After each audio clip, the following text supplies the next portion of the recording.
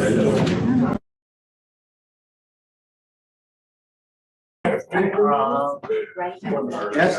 the parliamentary. We excuse the mayor for the figure. Yes. Yes. I had a right. Yeah, about a minute, Commissioner. Start on time.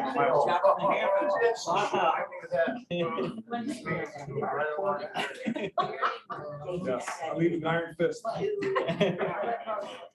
City clerk. That were going. And they were. That's right. Yeah. All right, folks, see me, it's 5:30. The Mayor Heath will not be here tonight. She had unexpected emergency surgery last Thursday, I believe. Wednesday. So she is gonna be on via Zoom at some time this evening. So if I can get a motion to excuse the mayor before we begin. So moved. Support. I have support. Roll call vote, please. Commissioner Howell, Yes. Commissioner Roberts, Yes. Mr. Miller, Yes. Mr. Strayer, Yes. Commissioner Castleberry. Yes. Commissioner Gauss. Yes. The motion to excuse Mayor Heath is approved by, oh yeah, so. All right, thank you. All right, I'm gonna turn over to our city administrator, Gregory Elliott, to start the meeting. Thank you, Mr. Mayor Pro Tem. So our first item tonight is a discussion of the South Main pedestrian tunnel. We've talked about that before in the context of property acquisition, but what we're gonna do tonight, and we have a slideshow to show you, and our design consultant is here online as well, Dan Sorek from Prina Newhoff. He's gonna walk you through a brief slide presentation. I don't recall, Dan, are you sharing your screen or are we running the slides for you? I think I can share my screen. I just want to confirm you can all hear me okay? We can hear you. So Michelle, if you would let Dan share his screen, if that's doable. We want to show you this in advance of showing it to the public. So as part of the process of getting our MDOT permit for the tunnel, we need to do some public engagement. We want to do that in advance of actually bidding out the project. So we're hoping to go out for bids on July 28th, if I recall correctly, Dan.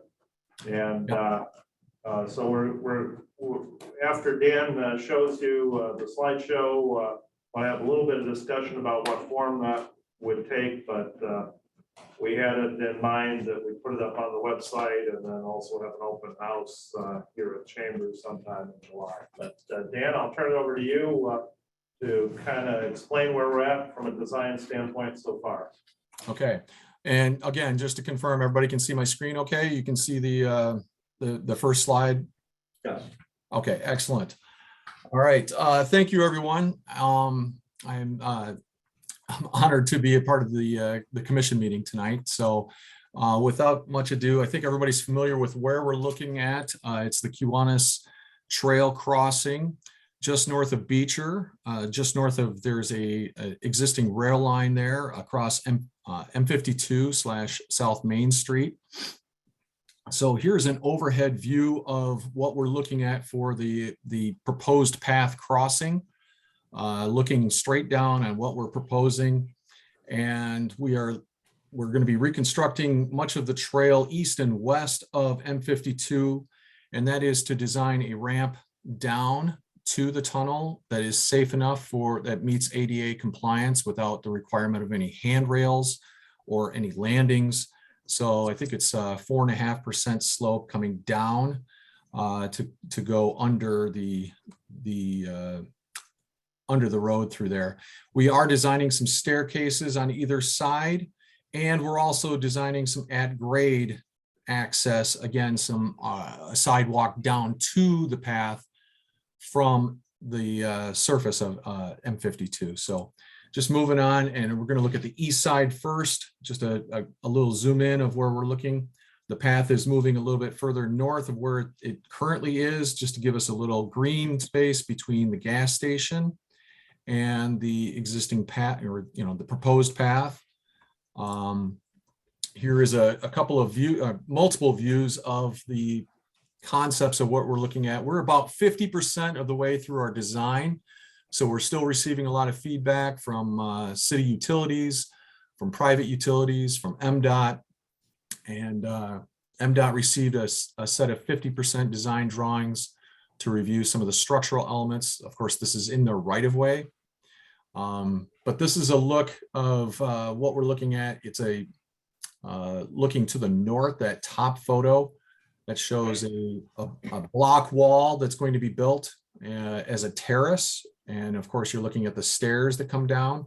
The stairs have a handrail, that has to have a handrail, but there's a seat wall that extends along the north edge of the path. And then down in the bottom left, this is the biggest structural element that we're looking at besides the tunnel itself. And that is a large retaining wall that will be next to the gas station. And there will be a fence, kind of an aluminum picket fence along the top of that separates the path. There's a sidewalk behind that goes down from the street level all the way back to match the path. And then this is looking under the path. If you notice these dark elements here, this is to match a rail bridge that's on Beecher immediately west of this site. There's a rail bridge that goes over the river. And we saw that, and it was a very unique architectural feature. That bridge has got a keystone of 1867, I believe. So we're modeling our architectural design after that. And you can see the tunnel has an arch in it, and we're looking at 14-foot clearance in this tunnel. It's a very large tunnel. It's 14 foot high by 16 foot wide. So we've got plenty of clearance. It will be very well lit inside the tunnel, along with ornamental lighting on the approaches east and west down to the tunnel. Here is a kind of a 3D view rendering looking at the tunnel, looking at the east entrance of the tunnel. And you can see, again, there's a sidewalk that's going to be built at the top that's going to match all the way back to the grade. The road element, or the road surface up at the top, there's a parapet wall that we're designing with some ledge stone. And of course, the staircase coming down on the north side of the tunnel itself. Crossing over to the west side, the city's already acquired a parcel on the north side of the existing path, as well as there's been, I believe, a purchase agreement for the parcel to the south. If that's not already executed and closed, I believe that's been acquired by some partners for this tunnel. And there will be a proposed trailhead with some parking. I think we're looking at adding some more parking in this area too. I think there's only 5 or 6 spots currently. Again, we're still working out the design details, but we're going to add a little bit more parking through here. A few more slots. There is a widened sidewalk on both sides of the road up here. And again, staircase, it's kind of mirroring the other side of the road. And we're coming up down the path. This of course goes to the west towards the river. And we've got another path that comes up to the surface. So again, everything is designed with ADA access. Of course, you got the stairs, but there's ADA access through the tunnel and then up to the surface at either end. We've got some views very similar. There are no large walls on the west side of M52. We've designed it so that we're going to be basically a very open area. It'll be very inviting. You won't feel claustrophobic at all going down into this tunnel. This will not be a dark and dank tunnel. We understand that there's some concerns from people naturally of going through these areas. It's going to be, again, very, very well lit inside it at night and well lit around it. But the structural elements here is we've just got a seat wall. Otherwise, it's a grass area exposed to both sides. There's a seat wall over here as well. And we've got the staircase coming down. And then we've got some 3D views. This bottom picture is a view looking from the bottom of the tunnel, looking out towards the west. You see cars assumed to be in the parking lot up here at the trailhead. Another view up here on the upper left, showing we've got a little bit of a terraced wall up here for this path to come down. And again, this is for folks to come down to the path, similarly to how they do now. Of course, it crosses at grade, but there will be no crosswalk at M52. Naturally, the safest way is to go through the tunnel. Here's another 3D rendering showing the view of the west side looking towards the tunnel. Again, very open on this side. Unlike the other side where we have to keep that retaining wall to keep the gas station in place. And we've got plenty of room. We should not be encroaching on any other tanks or anything there. I believe all the tanks have been replaced there. I know there's been a lot of work at that gas station over the last 10, 15 years. But we've got some landscaping. We're designing this so that it's as little maintenance as possible for city crews. Listening to Jeremiah and his staff, just trying to keep it as low maintenance as possible, just some mowing, but nothing extravagant in terms of landscaping. Again, trying to keep it down to what we call a xeriscape, native plantings, things of that nature. There's a lot of areas on the wall that we're going to be in discussions. There's some blank spaces here that are open for some signage in the future. We're going to actually design in the tunnel itself, kind of a recessed area where there could be some storytelling inside the tunnel. We've designed a few tunnels like this. We designed one in Greenville where it's a tile mosaic all throughout. It shows the history of Greenville. Greenville being the birthplace of Meyer Thrifty Acres and that chain of stores. They've got their storyline through there. So there is that's not planned currently, but obviously it's available for future where anything could be installed inside the tunnel to provide some storytelling. So there will be a little recessed area on both sides of the walls of the tunnel.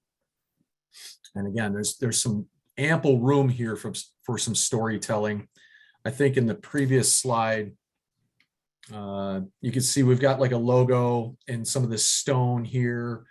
We've got the city's logo in there. You know, there's plenty of space here where we could etch something into the stone or into the concrete, excuse me.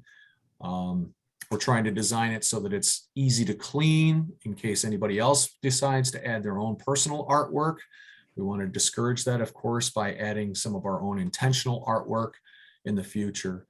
But this will be a surface that can be easily cleaned as well, in case there are other artists locally that like to visit. Just reviewing some of our schedule, Greg mentioned we'd like to go out to bids. We've got about 6 weeks left in the design. We can go to bid without some of the elements fully designed. And the importance there is we'd like to get the bids opened before Labor Day. Labor Day, that early September, is one of MDOT's largest bid openings. They target September and October for a lot of MDOT's work. We're trying to get in advance of that so that we can get some better pricing. Pricing for construction has been going up, escalating really fast.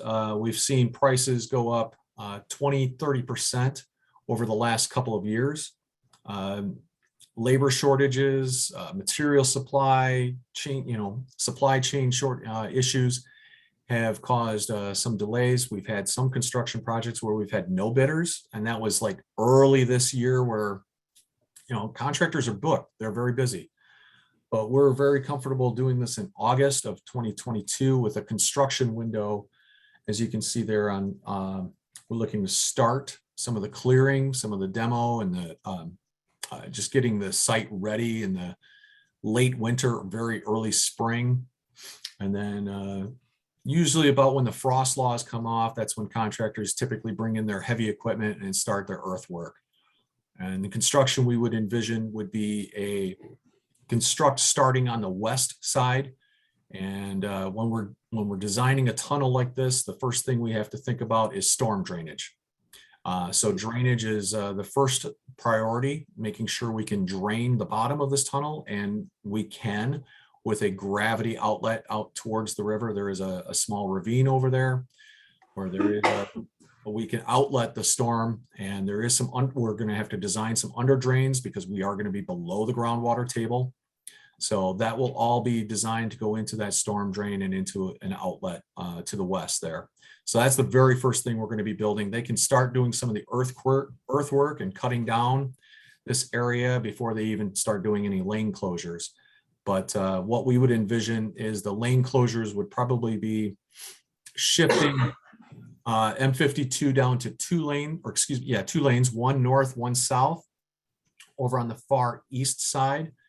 And so shifting everything over to the east side with 1 lane north, 1 lane south, keeping that going for quite a while they do much of the work to start the tunnel, start the stairways on the west side, probably lay the first sections of tunnel. And then sometime we're looking in June, likely after school is out, we could close M52. We're looking probably 1 week to start, 2 at the most. We've done these crossings over a long weekend, but there's a lot of work, and it's very expensive to do that. But we would close the road completely for about a week, set some sections of tunnel across the road, and backfill it, reopen it with 2 lanes of traffic, likely in the middle. So we'll build 2 lanes, restore 2 lanes of traffic, brand new in M52. And we'll close the outside lanes then to continue construction on the east side. They can do some of that work on the east side, but the bulk of it would happen after that closure. So we're looking at a June closure. We try to avoid those busy weekends of MIS or faster horses or anything else that might affect traffic, flow on M52 or increased traffic flow. We want to avoid anything like that, but we'll coordinate that and plan that accordingly. And then sometime our target is to we'll have the tunnel open probably sometime in August. People will likely start walking through it. Construction might not be fully done, but we're looking at probably around Labor Day to complete the tunnel with a lot of restoration and cleanup, but probably have all lanes open back on M52 sometime in early September. Again, targeting right before school opens up. Funding sources for this, there's been some earmarks in the Michigan legislature, there's an earmark in the federal legislature, and there's been many private donations. And our current construction budget, again, we're trying to stay within this as best as possible, but bidding climates and contractors being as busy as they are, we're looking at about a $3.8 million construction contract with about $500,000 to $600,000 in engineering. That includes the lighting, electrical. There will be some security cameras and things of that nature down there. That's very standard with these kind of tunnels.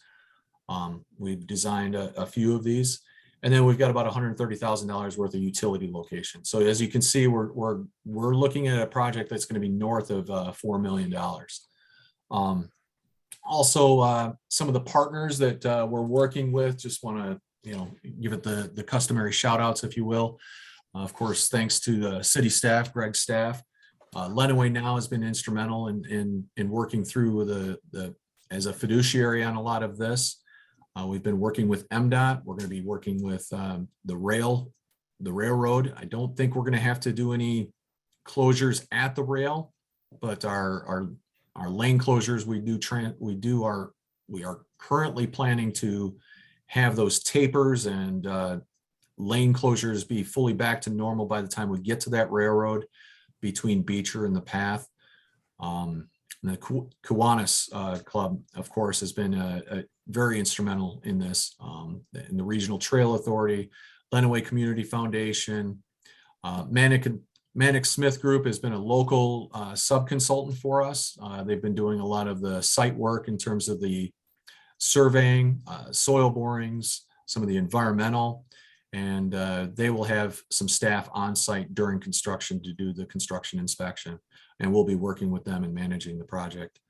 There is plans for a foundation to be set up for perpetual maintenance. There will be a set of, there'll be some money set aside that can be drawn upon for perpetual maintenance for the city to use for maintenance costs, so it doesn't hit their existing budget. And we've given them an estimate already to establish that, and that's going to be part of some of some of the outside costs on the project. So they'll be above that 4 million mark, of course. But I think the last I heard, we were looking at somewhere in the neighborhood of $150,000 to $200,000 to set up right now. That could be used over the course of the next 50 to 100 years to build a fund that could eventually replace this tunnel, as well as have a set of money set aside so that there could be maintenance drawn upon that. So that's about the extent of my presentation. Again, I just wanted to go over some of these views. I think this one was one of the best striking views, showing again the west side and in a contrast of what the path is now, how it's crossing now. It's not exactly safe. We've played Frogger out there now with traffic when we go out and visit the site. And of course, this would provide a much safer crossing for this path. Thanks, Dan. Let me ask the commissioners if they have any questions of you first, and then Sure. talk about public engagement. Any questions? All right. I just had two questions, well, or like one comment, one question. I see that I'm really glad to hear that there's security cameras and lighting on the inside. I don't see any lighting going into the tunnel on either side. Is that going to be included at all? Yes, absolutely. We will have, there'll be we'll have it well lit, trust me. And we'll probably have some uplighting too, for some future artwork, but we're planning some bollards. The staircases will have some lighting wall sconces, if you will, to light the stairs. And we are going to have some fairly bright overhead lights. They'll all be LED. We have some light posts working on it. We're picked out. They're not exactly in these conceptual drawings, but we do have a lighting plan already sketched up, and we're working through those details. But we have some decorative lights on poles. We've got, I believe, a 16-foot version as well as a 12-foot version. So there'll be a lot of lights, and we've even talked about lighting it a little bit further to the west if we need to, but maybe not at this time. But I'm pretty sure we'll design it. We listened at a meeting last week to some of those concerns, and we want to make sure that it's flexible. And if we're going to have to do an electrical connection anyways, we want to make sure that there's enough power there to provide more lights further to the west, all the way back to the park, to the other park if we wanted to. My next question is, will the people coming out of the parking lot be able to turn left out of that parking lot? That's a very congested intersection already. And I know Wendy's, you're not to turn left out of the parking lot. And I believe that's the next business, if I'm remembering correctly. Yeah. So it's so, just yeah. something, I don't know if that's an MDOT thing that they would be able to say no left turns out of there, but I would be worried about people turning left out of there being a hazard. That's a good consideration. We'll take that. I really appreciate that feedback, and we'll take that into consideration. We're planning on a 2-lane, roughly 20-foot wide drive opening, approximately in the location of where there's an existing residential driveway now. Yeah, it's something to consider in terms of, we aren't planning on any no left turns at the moment, but it's something we can consider.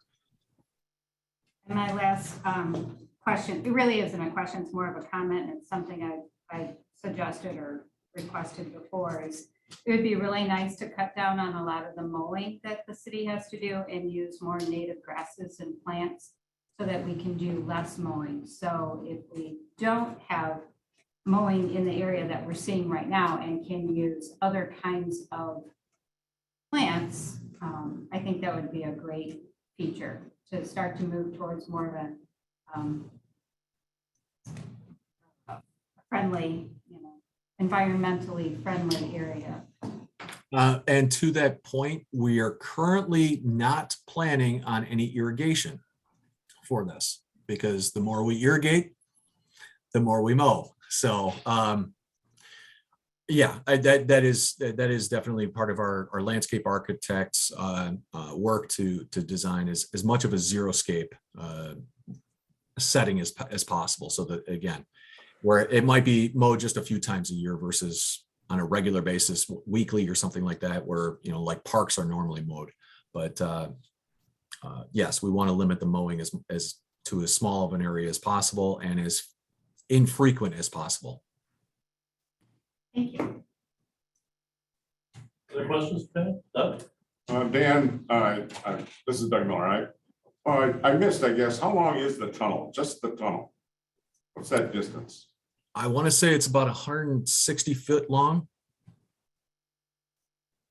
from end to end. We are extending it beyond the right of way. So where the tunnel starts and ends, it's trying to go back all the way to the overhead view. Where it starts and ends, it's we're well beyond the right of way, but it's well over 100 feet long, and with the width of it being 16 foot wide, you're gonna be able to see through it without a problem. I mean, it's gonna be a straight shot. There's no curve inside the tunnel. There'll be a curve coming down to it on either side, but it's over 100 foot long. I want to say it's either 140 or 160 feet. I apologize. I don't have that number off the top of my head. Thank you. Thanks. You bet. Any questions or thoughts on the public engagement piece?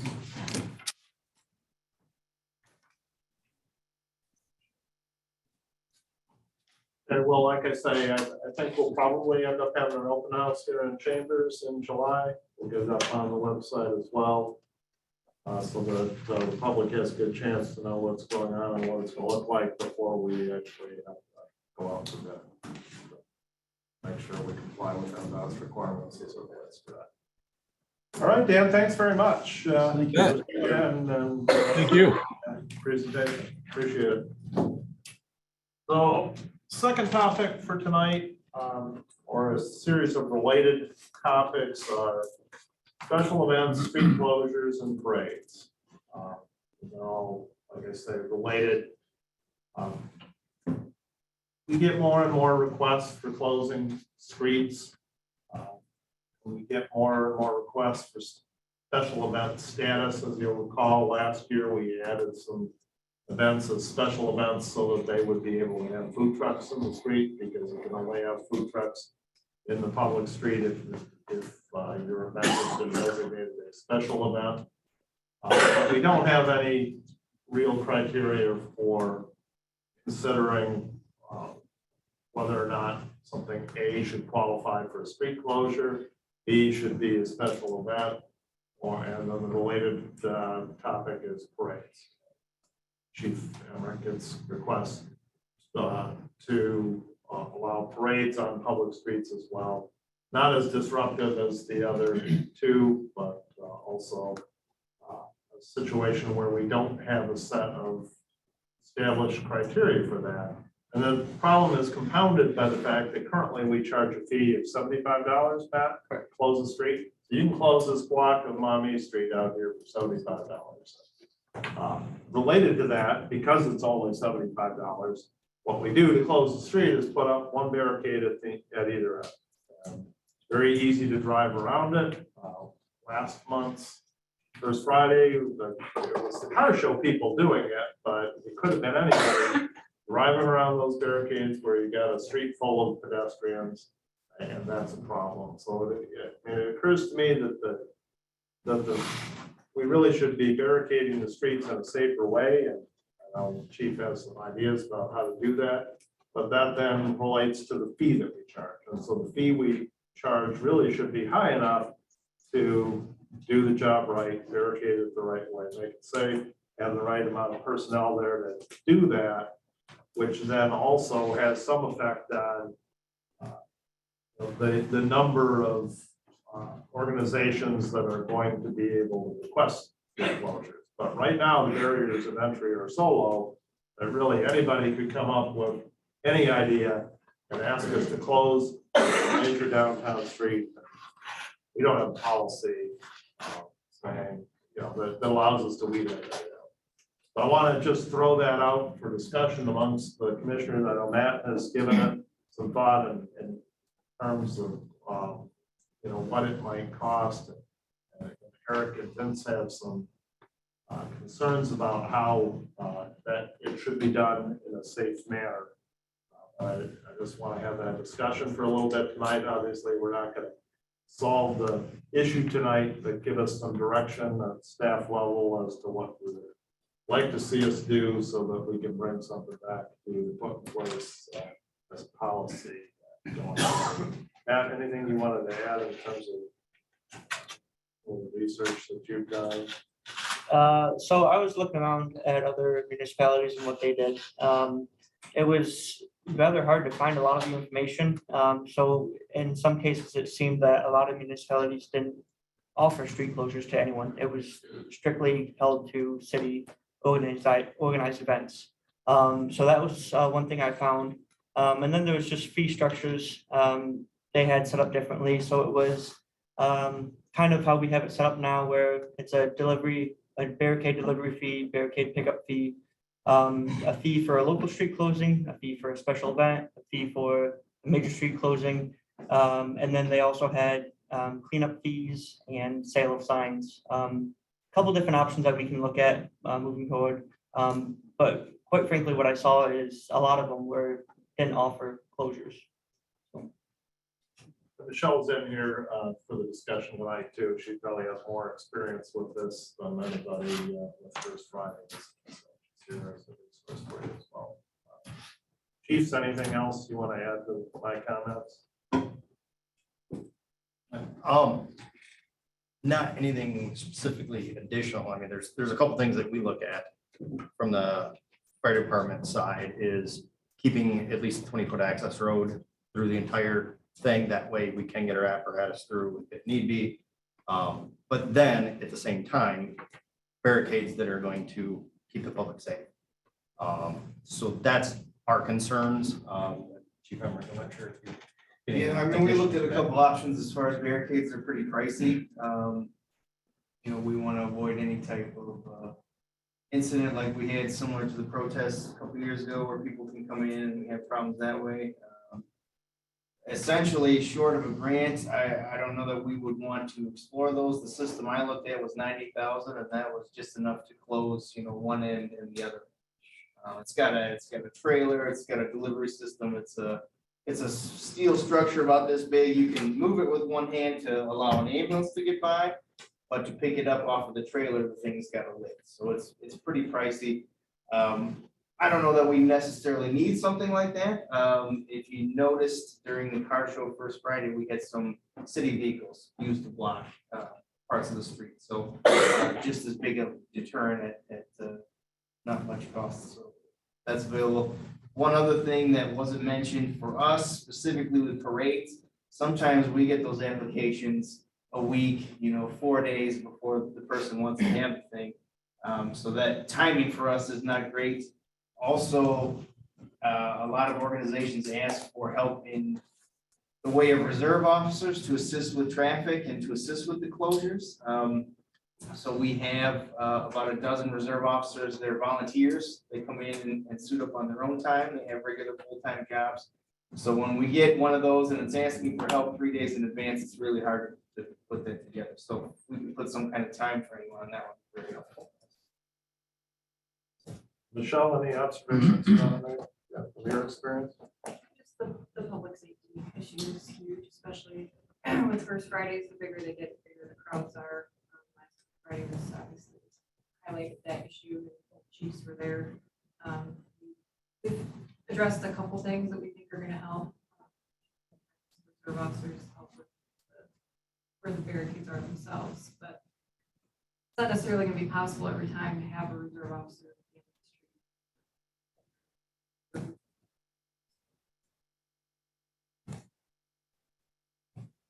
So I'll put that out there for discussion amongst the Vince, I have a question as far as you said, last time we had some city vehicles at the ends of the streets to help block.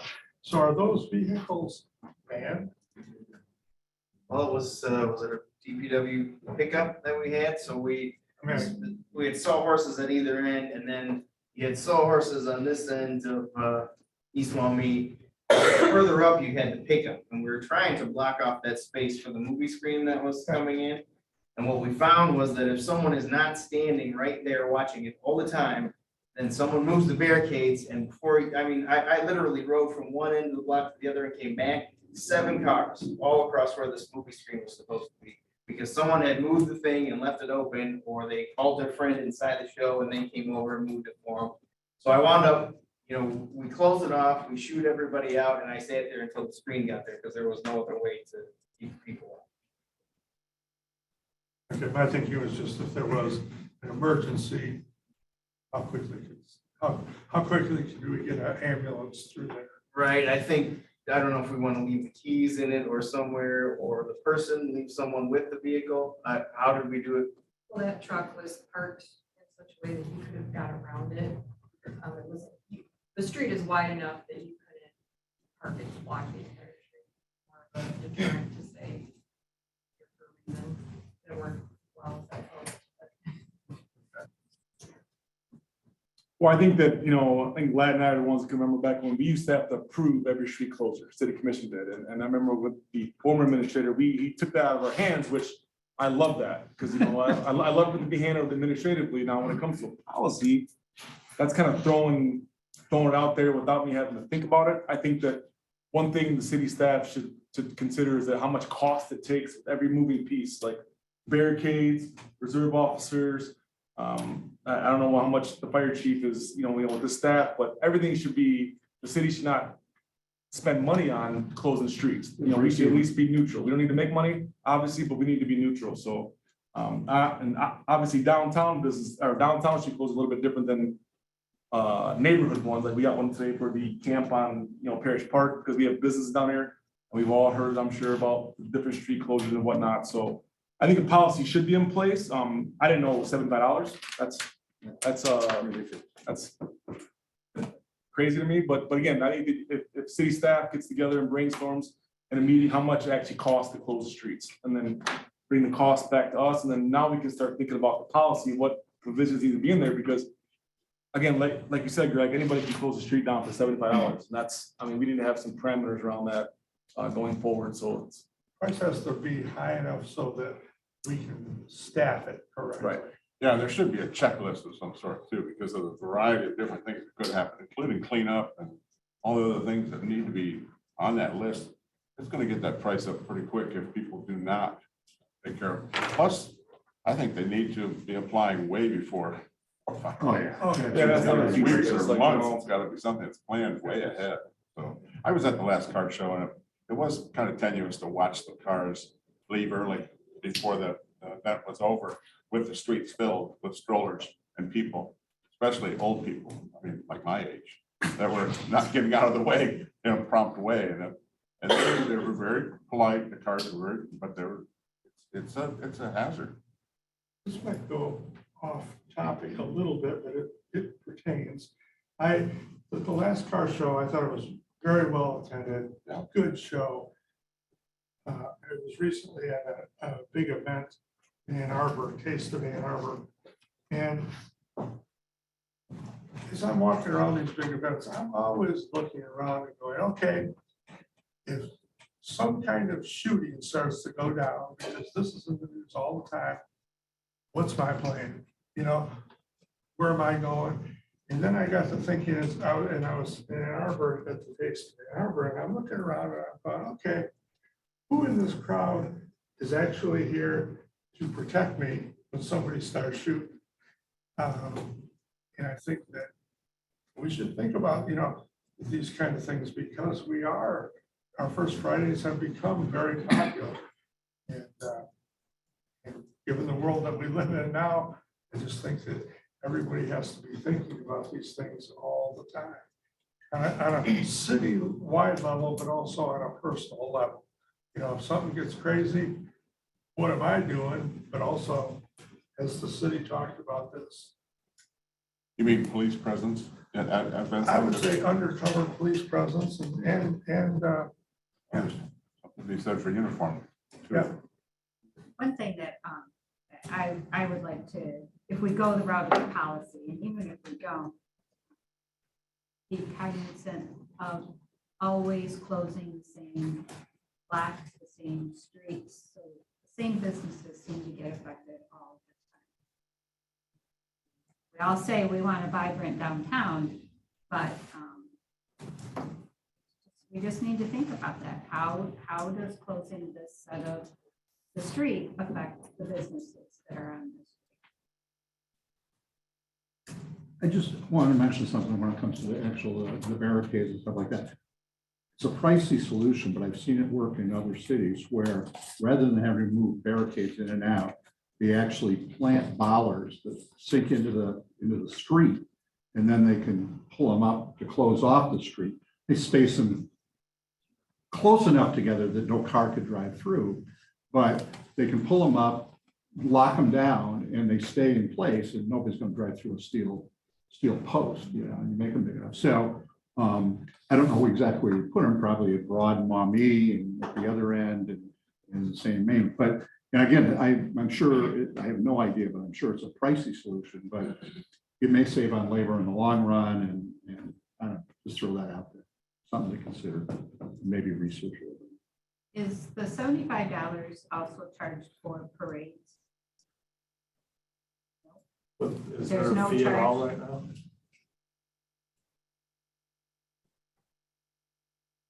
I want to say it's 30, but it could be, we don't charge 75. The thing about parades, I think they're much shorter duration from, than a lot of the events like Juneteenth that we had over the weekend. I mean, they start and they're over within an hour and a half, so you're not closing down the streets for that long of a period. And they draw a lot of people downtown. I mean, that's for sure. So, But they might draw more personnel. well, I potentially. mean, if we're, I've been in the fair parade and 4th of July and walking, and there are officers generally at most intersections. So the cost to the city might be more because we do require officers to be at those intersections.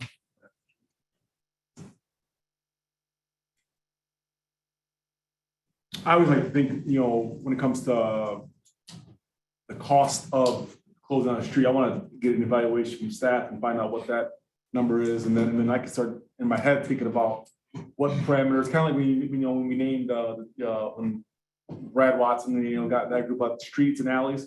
Like, we got to make it so it's attainable for somebody if they really want to do it, but it's like, it's got to be worth it. If you want to pony up some money to close the street, I mean, it's got to be able to be worth it for the event too. So something that's not just as easy, just for $75 and you can close a block in downtown. That's a little crazy to me. Well, by contrast, what's the pavilion rental? 300. 300, so it's 300 if you want to rent the pavilion in the farmer's market, but it's 75 if you want to close a whole block on Main Street. Or more. Obviously a disconnect there. Yeah. So maybe a starting point would be for staff to bring back true costs for each kind of activity. And then the 6 of us can, and then, with the mayor can start thinking about parameters that you want to put down on some policy that will fit everybody's needs, whether it be special event, whether it be smaller events, but yeah, I need to think about the policy component of that because I have not thought about that. Okay. Well, we'll work on the number side and you guys work on the policy side. And we'll be convening on this topic in the future. Urgent to it, I would say. Okay, thank you. Third, we have Joe Williams here. I don't remember the exact name of your group, Joe, so maybe you can refresh us. But we've had Don present on this with the consultants previously. And, one of you asked that we make time for Joe to come back and speak on it further. And so he's here for that purpose tonight. I'll turn it over to Joe. Okay, I'll stand because If I'm sitting, you probably can't see me back there, but Oh, how no, really appreciate the opportunity to be with you tonight. First of all, just thank you for your service. You know, somebody was asking me today when I was telling them I had to come to the pre-meeting tonight, they're like, well, do you go to those all the time? I go, no, I want the city commissioners to do their job, and they don't need me their father. So let me just say thank you. Really want to bring you up to date on the housing study that we're doing. So how this started back in the fall, the state of Michigan actually kicked off their first ever housing initiative.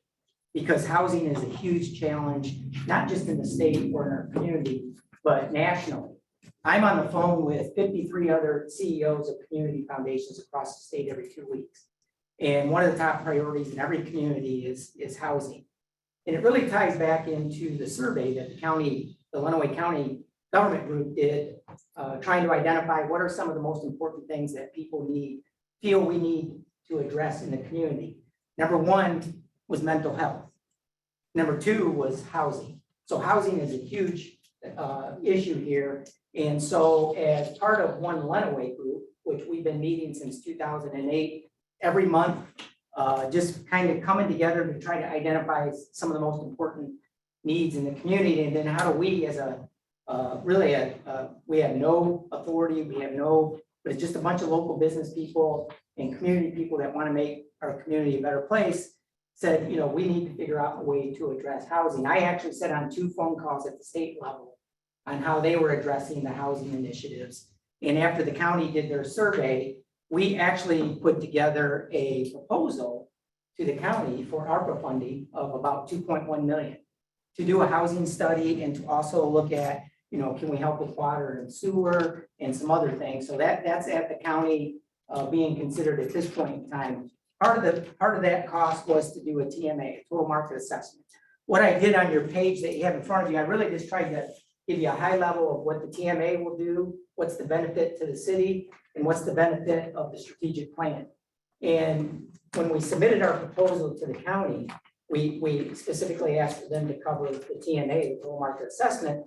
But the more that we got into it and researched this, is you can get a TMA, so you'll get a report that says, here's current state housing in Lenawee County, here's some lifestyle cluster information, and we have all this information, but we said, you know what, we probably need to figure out, okay, what's the strategic plan that we need to do once we get the information? So we'll get current state, okay, what's our future state, and how are we gonna get the future state? So after we submitted our proposal, we decided to engage with CIB Planning, Justin Sprague, to put together a strategic plan. So really what we're asking for, as we started talking about the TMA countywide, we said, you know what, it would be really important when we've engaged Sharon Woods from Land Use USA. She's gonna do the TMA study, and she was here the day after Memorial Day, spent 2 days. We drove her around every part of Lenawee County. She's been doing this for 30 plus years. She has worked with probably 50 plus different communities when looking at housing. And so she's gonna put the study together. But one of the things that we as a One Lenawee Group, and we've created a housing Lenawee Group, which is kind of a subcommittee, because when we submitted the funds to the county, somebody has to be the fiduciary. So that's where the Lenawee Community Foundation comes in. We're gonna be the fiduciary for those funds, whatever we potentially receive from them. But we said, you know what, we don't want just a county study or a county strategic plan. We want it broken out for every municipality. So what Sharon will do with the TMA, she's gonna break this out by every community. So we're gonna know exactly what housing looks like in Madison Township, in the village of Clinton, in Blissfield, in Hudson, city of Adrian, city of Tecumseh, the townships. We're gonna get a detailed report that breaks it down by municipality. So we're gonna know exactly what current state looks like in housing. And then she's gonna identify what opportunities does Lenawee County and the individual communities have. Here are the type of housing opportunities that you have. We know housing is a big deterrent for talent attraction right now, talent retention. We just don't have that middle tier housing in Lenawee County. We all know, you know, you put a house on the market for sale, and you got 15 offers within the first hour, multiple above asking. But housing is a huge challenge for us. So we're going to get a TMA, total market assessment. The great piece of information we're gonna get with that is lifestyle clusters. So in every community, we're gonna see exactly the different lifestyle clusters that identify the types of families living in those communities. That'll be really valuable information. And then we're gonna have Justin come along and say, okay, here's our current stock, here are the suggestions and recommendations from Sharon Woods at Land Use USA. He's gonna go around and look at every municipality's master plan.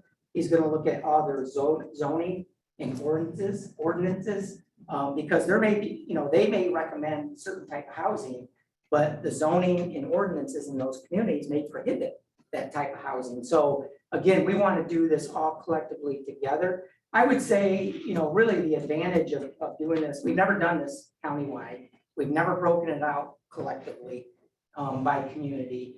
The one thing that I get excited about is now every community is going to have this information to make better decisions. Through our ask through the county, we are really hoping we get funded to hire a contracted person that has housing related experience, so they can take the data for every community and go work with each individual community on what are their intentions and what plans can we help them with in their housing initiatives. But we'll have to wait to see if we get funding for that. We're confident that we're going to get the TMAs paid for. If not, the community foundation is going to step up and cover the cost of the $75,000 for the TMA, the $75,000 for the strategic plan, the zoning and looking at all the ordinances. That's what we're out asking all the municipalities if they would share in the cost of that. The first two people that we reached out to was Dan Swallow at the City of Tecumseh and Greg Elliott at the City of Adrian, because we felt we would have better chance of success if we went to our two largest municipalities in Lenawee County and get their support, because we know when we go talk to other municipalities, the first thing they're going to ask is, well, what's Adrian and City of Tecumseh doing? So I met with Greg a little over a month ago, and that's how we got to where we're at today. I did meet with the City of Tecumseh. I actually went to their planning or their city commission meeting a month ago, and they unanimously approved $10,000 towards the strategic planning process. I think I had shared that letter from Dan when I presented that to the City of Tecumseh. They know how important housing is in their community, and how we came up with an estimated recommendation. Right now we would recommend about $15,700 from the City of Adrian in helping us pay for the strategic plan. We came up with that. We just took the $75,000 cost and divided it by every community's population. So City of Tecumseh, actually, their population is about 8,600, and they gave us $10,000 when you calculate it out. They really only needed to give us 6,600 based on that, but they saw how valuable the information was. So we're asking $15,750 from the City of Adrian. Now, that's an ask. If you feel like supporting at a lower level, that's completely up to you. I think, from my perspective and, being here my whole life, living in Lenawee County, I really would love to go out and talk to other municipalities. And when we roll out the results of the strategic plan, the TMA and the strategic plan, we would really love to say that the City of Adrian was a great partner in this community-wide project for us. So we don't think it's outrageous to ask for $15,750.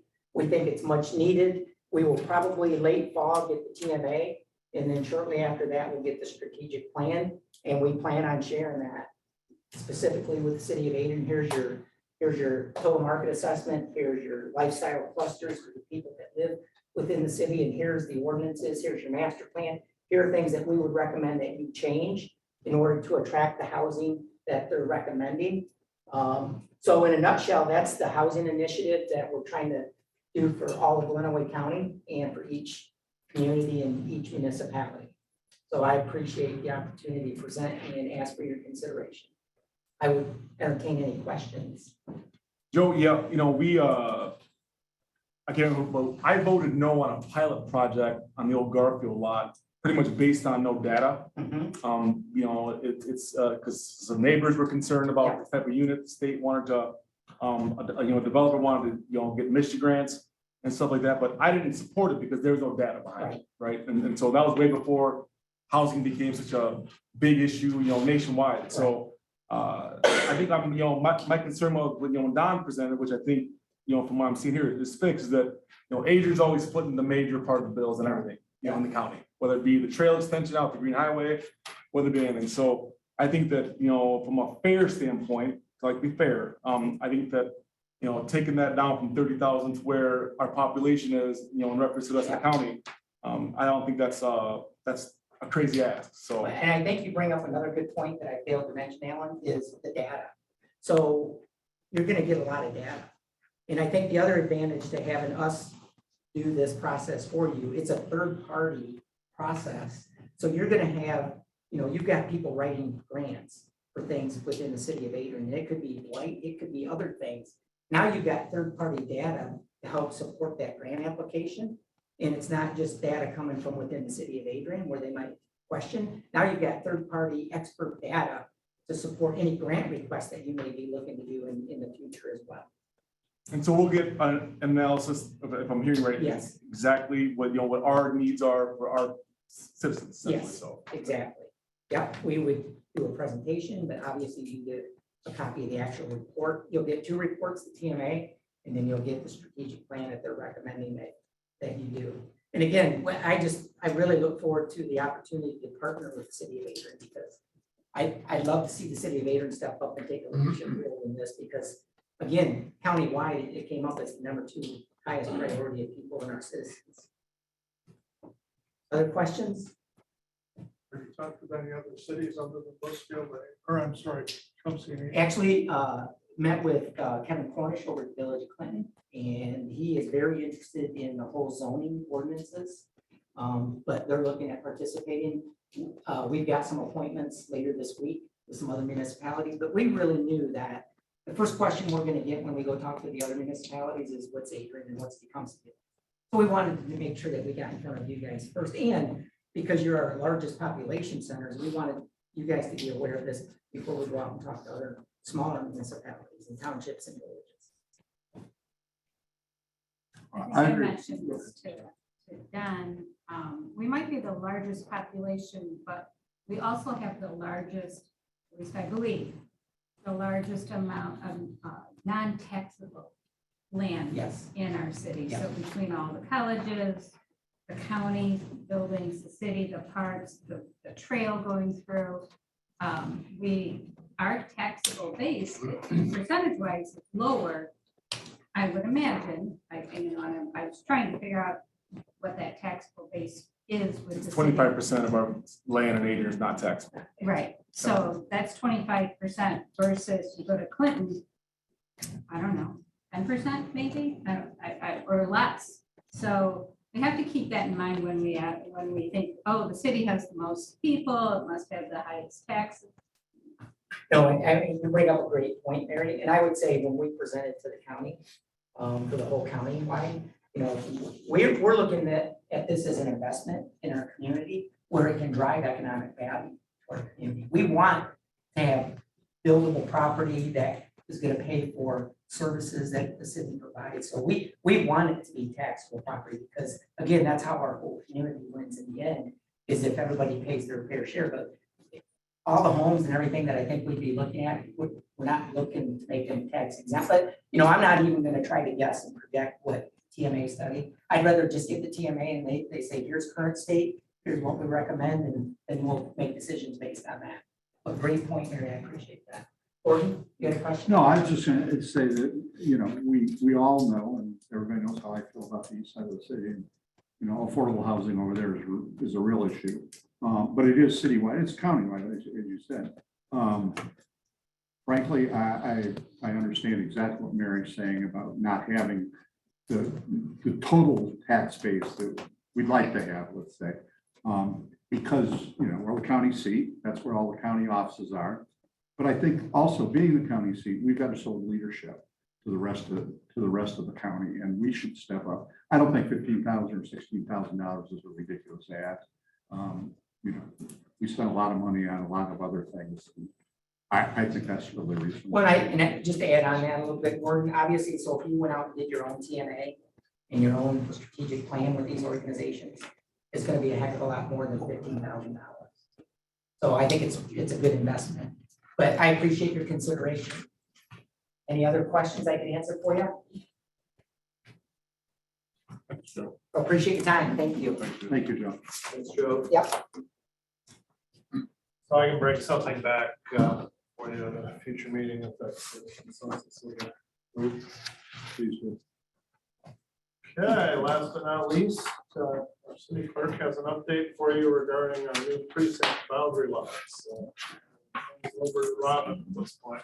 Yeah, late last year, the county sent us a memo and an email with these documents included stating that the county district lines were gonna change for, as you know, the city of Adrian, we're about the only jurisdiction in the county that's split between 2 county commission districts. We're split between 5 and 6. Precincts 1, 2, and 3 is 5, 4, 5, and 6 is 6. Well, again, late last year, they came to us and said we've changed based on census data. We've changed those numbers. So I got the election commission together. We've been working on this for quite a while. And with the assessor's help, the election commission, the state, myself, and the county, we came up with new precinct boundary maps that we wanted to present to you. And here to talk more about it is the chair of my election commission. You probably know her as Pat Baker. Hi, Pat. I'm gonna stand up also if that's okay, not just because I'm short, but I didn't want to talk to No. Commissioner Miller's back. So, thank you all, Commissioner, for giving us an opportunity to talk about this. My main reason originally was in thinking about this was, you know, the election commission, Robin Connor obviously knows who we are, but most everyone knows you. You're the people that are going to be asked questions. And I just wanted to be sure, we all wanted to be sure that you were comfortable with what was happening. But as Robin had said, with this last census, the changes to the county commission districts changed. This will happen every 10 years. Sometimes it will affect municipalities and their precinct boundaries. Sometimes it doesn't. Well, this time it is affecting ours. Not a lot, but still enough, like about 700 voters out of 14,000. So we had talked, well, first of all, what we did is we made sure that we identified all of the properties. The majority of this, and I'm going to use my hands here because I'm part Polish and part Irish, but it would be coming down Main Street. So it would be affecting the downtown area. So not a lot of, I mean, it would be different if we were coming through a residential area, obviously, but still we needed to be sure that we were hitting each of the businesses. Sometimes there's apartments up above. And so Clerk Connor really went above and beyond. She made sure that she got everything that we needed. We went over everything a number of times just to be sure we had all the information we need. With after this last census, just to give you an idea of the numbers, Commission District 5 has a total of 10,273 people, and County Commission District 6 has 10,372, which is a total population for the city of Adrian of 20,645. We went ahead again and made sure that we identified all of the addresses that would need to move. And again, we talked a lot about whether the move would be necessary. Nobody likes to have changes made, and I can certainly understand that. But if we do make these, if we did not make these changes, let's go back to that. There are, I'm not sure the exact number, 100, maybe 200 in precincts 1 or 2 that would stay, would have stayed in precinct 5, which would have caused a problem with precinct 5, meaning that they would have to have dual ballot styles. That costs more, it's more confusing because you have to identify the voter, make sure that you're giving them the right ballot. And for that small a number, it was worth making, we felt as a commission, it was worth making that change.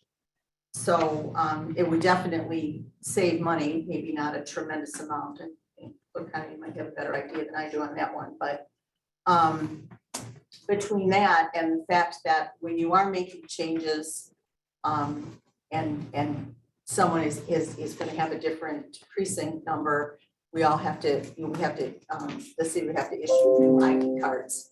Well, this is something that the city is going to be doing already anyway and paying for. Everyone, every registered voter in the city of Adrian will be getting a new ID card. In the entire county, actually, And- the entire county. So this is an ideal time to do that because we wouldn't have that added expense as well, should we choose to do that later. I'm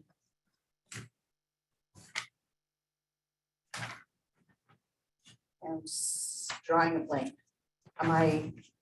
Is there anything you want to add with that, Robin? Nothing, okay. So again, we went ahead and we identified all of the different addresses. And we came up with 743 altogether, and we have 14,911 voters, registered voters in the city of Adrian. That was our reason, that was our time doing that. I would open up to any questions, anything at all, I'd be more than happy to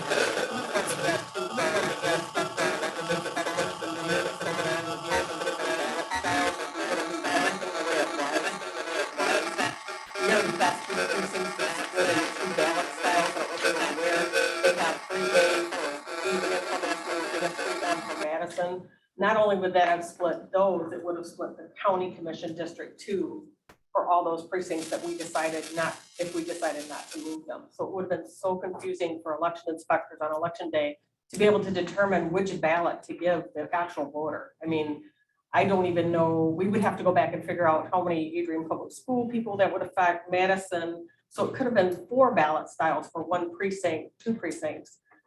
This way, we actually benefited from doing this because we now eliminated, our precinct 5 was split between Adrian and Madison. Our precinct 3 was split between Adrian and Madison. Now the only precinct that's split between Adrian Public Schools and Madison is precinct 3. Yeah, no, 5 will no longer have 2 different ballot styles. And if you look at it, the population wide, we provided numbers of what we had when we began, what the precinct numbers looked like. And if you see, it really just made precinct 5 smaller, precinct 3 bigger, where precinct 3 was smaller and precinct 5 was larger. Precinct 5 is a very large voter turnout. So it's 4, 5, and 6 are our largest voter turnout. And I think this will help balance things out too, as far as election day, especially a presidential election when I'm split between 2 buildings. We're going to take a little bit of the traffic out of one and put it in the other one where it doesn't have a lot of foot traffic. So that's kind of the reason too. And again, like Pat said, the reason we did this was because, you know, as well as I do, we've heard very probably heated discussions on the news about this whole redistricting. Our House number changed, our Senate number changed, so ID cards would have had to go out anyway.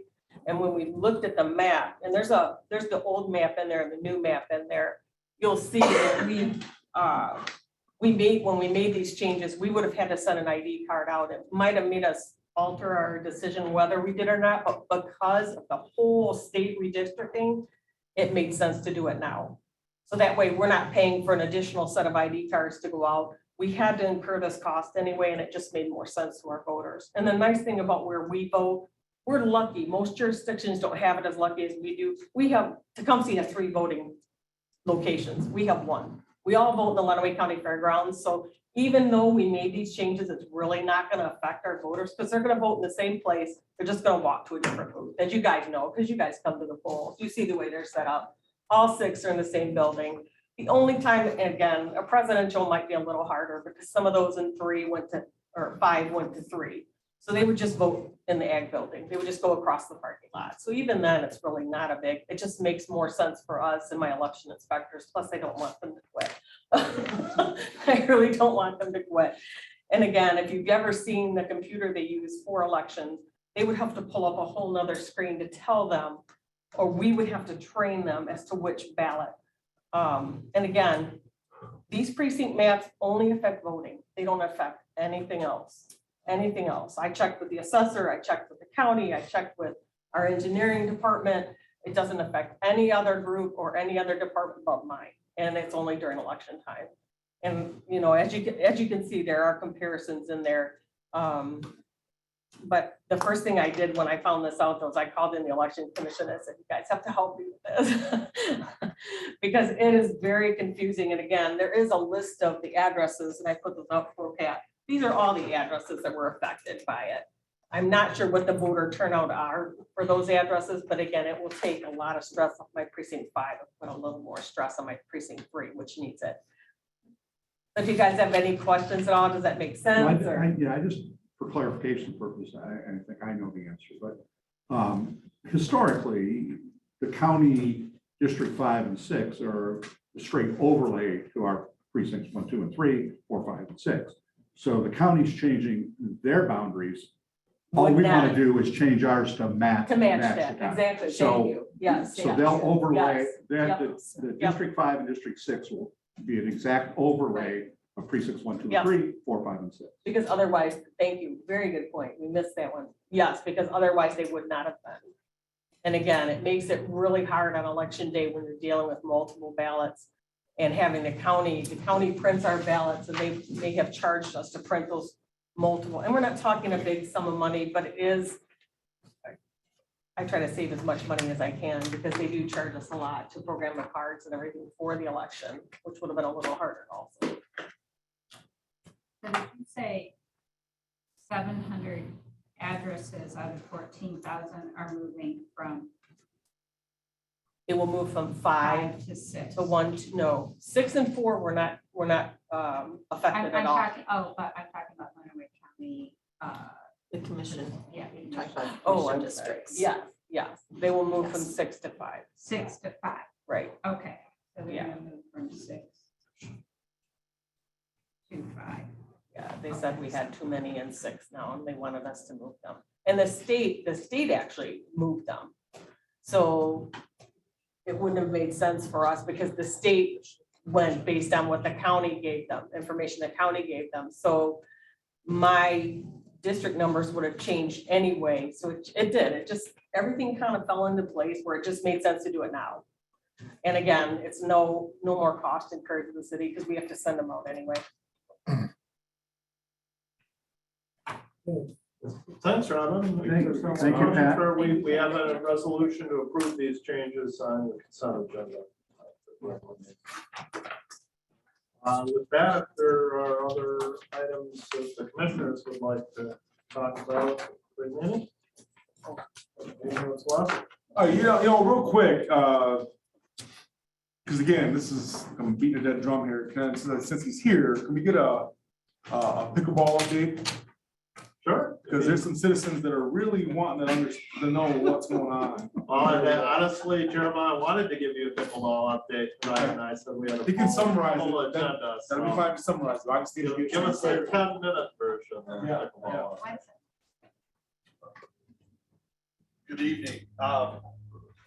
Just a quick recap again, the biggest issue again, it's been surfacing.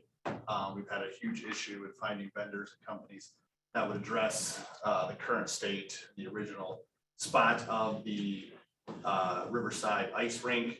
Brought on Jason Hess from Krieghoff has been instrumental in coming in from a technical aspect, really looking at it, surveying the area and coming up with plans. Came back with initial plan for that and for us to do a pickleball court using the existing surface down at Riverside. You were looking at about $260,000. That being because you have to pour almost 8 inches of concrete over that 18,000 square foot surface. It has to be a ton of work. So Greg and I, in conversations, immediately started looking at other areas. One of the ideas we had, because we knew just from the conversation that going and building on a green space alone would be a lot easier. So we looked at existing spaces. It was my idea to float, and we looked at the open area, the open field, when you go out to Heritage Park, to your immediate left as you pull in, there's that huge open field right there. For us to come in, do that open area, $100,000, so $150,000 cheaper to put those courts there. However, I was listening into 2 weeks ago, our last commission meeting, and the idea of West Park idea was floated. So currently Krieghoff is putting together some designs, concepts for us. And I can have that. So essentially, we're at the point now where, like I said, a green space out of Heritage, $100,000.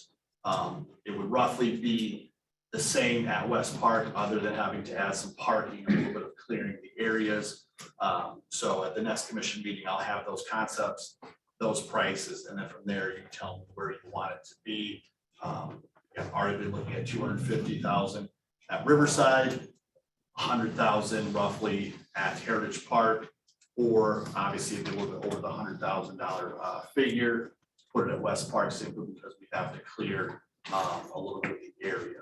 So that's where we're at. I know this has been being a dead drum, but it's been frustrating, but we've learned a lot, and we've really narrowed this down to essentially location. And so really, it'll be up to the commission to kind of say, let's put it in this area. So you have a $250,000 figure roughly at Riverside Park. You have $100,000 out of Heritage Park, or I'm assuming right in between that, those two figures for us to put it at West Park. Probably not any chance this is gonna happen this summer then. It very much well could, yes. Because the actual installation on a green space area like Heritage Park, I'll just use that field, they're literally coming in with an excavator, tearing the ground up. All that done can be done and cleared in roughly a day and a half. I mean, it's not that big of a deal. It's just essentially the curing of the surface that's gonna be put down, so. I know one time we had a conversation and you were having a hard time getting some of the material, the correct material. That problem is. That seems to be okay at the moment. And while you're still standing, we get an update on Bone Pool's feasibility study? Yep, so they reached out in regards to the current site due to some FEMA restrictions and that being deemed a 100-year floodplain. They're highly recommending we don't use that site. However, you could use the site, but it would be an absorbent amount of flood insurance money. And that would be us saying, okay, let's use it. So now they're looking at the possible use of the hill there at Riverside. I have a meeting on Thursday with them for them to come back and say, is the hill a feasible site to use? In addition, Greg and I have been looking at other areas trying to figure out, okay, if we don't use the hill, we don't use the current site, what other areas do we have? We are obviously extremely limited with that. So they're going to recommend and say, yes, the site, the hill is going to be good, which again, arguably, I don't think it's going to be just because of the size. So then it'll come down to, do we have city-owned property somewhere where we want to put this, or we could look at overhauling the current site. One of my initial conversations with them is clear the site, not clear the site entirely, but clear the building, redo the guts of Bone Pool. It's open, it's running, it's functioning. But we would have to look at, from a cost analysis standpoint, do we want to pay whatever we would be charged from a flood insurance standpoint for that? So that's kind of where we're at right now. And can we also look at non-city owned properties? Yes.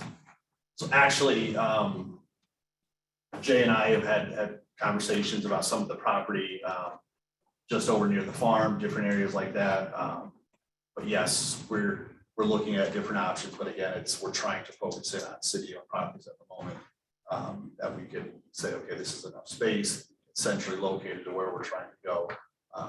But if there are other areas that are not owned by the city, those could be addressed as well. It's the 50th anniversary. Do we have anything in the works for that yet? Or We could, I'd like to help with that. I'm offering my help. That, and I'd be more willing to have a conversation with you.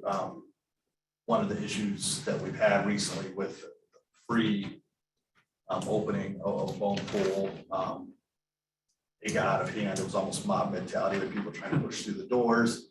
I did on there Friday and break a fight. Some of the feedback, and I totally understand, I'm sympathetic. I've had many conversations with folks that have season pass holders. They do not believe people should be allowed in free or a reduced rate at all because they've already paid for season passes. understand that, and so it's been quite contentious over the last week, and I'm still answering a lot of the voicemails and emails that I've gotten since the middle of last week. So I am more than happy to speak with you and come up with a plan in regards to doing something, 50-cent entry. Or, well, and what I'm thinking more is a evening tour for adults who would be interested in helping maybe possibly fund the pool for the next 50 years. Not necessarily for Right. free admission again, or reduced admission. Yeah, absolutely. Something to celebrate. For sure. But again, going back to pickleball, I will have the final numbers from Krieghoff at the next commission meeting. At that point, we would simply say, let's go with site A, B, or C. And then we can put it out for bid. Anybody else got anything? Any questions for him? All right, seeing none, let's open up for public comment. We'll go in the pre-meeting room first, and then we'll go on to Zoom. Mr. Collins. I will stand up because I'm short, because you can't hear me. Just a couple of comments on items discussed tonight. Back when I was police chief the first time, so many people probably weren't even in elementary school. At least I don't wonder.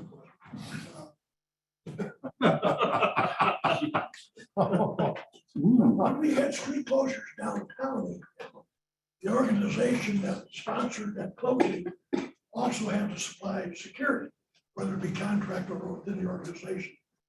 One of the functions of that security was to man those locations where the closing was, so that they can assist in opening up for emergency vehicles or opening them up for vehicles that had to be allowed in, thereby reducing the amount of law enforcement presence necessary. So that's just something you might want to think about. Secondly, and I don't want to speak for the chief at all. However, if you're talking about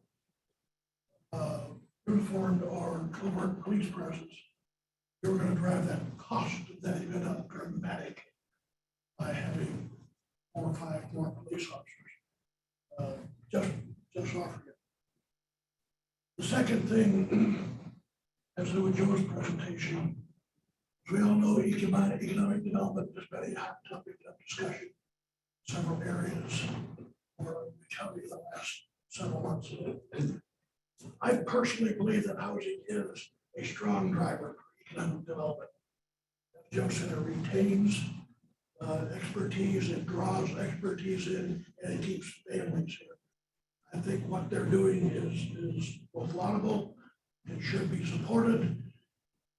I will be one of the cheerleaders when we someday get back to working on the ARPA funds and helping fund the program. I make it a couple down, but nonetheless, I'll be one of the cheerleaders for it. And I think it is economic development. It will help economic support. So, that's my thoughts. John? Did you just say we should pay more for street closure? That's what I thought you said. So we pay $75 for our delicious to close down 4 streets, okay? I'm not saying that that's good or bad, and I don't mind paying more. But we get a barricade that says street closed, and we get when we assemble ourselves. We close the streets ourselves. We open them back up sometime between midnight and 3 o'clock in the morning. Usually lads out there taking pictures. We don't ask for any help from the city other than delivering those items and picking them up. So we provide our own volunteer support for that. As far as cleanup goes, if the city would love to come and help us clean up after our delicious, man, I'd love to have you come. We have a lot of cleanup to do. Obviously, $75. I know, Alan, that's you were a little bit harsh on us there, but that is probably too low. But I hope you don't start, $500, $600, $700 because we raise all the money for our delicious and all these other events. So let's, if we can, let's keep it as fair as we can. So anyway, just wanted to let you know. Okay.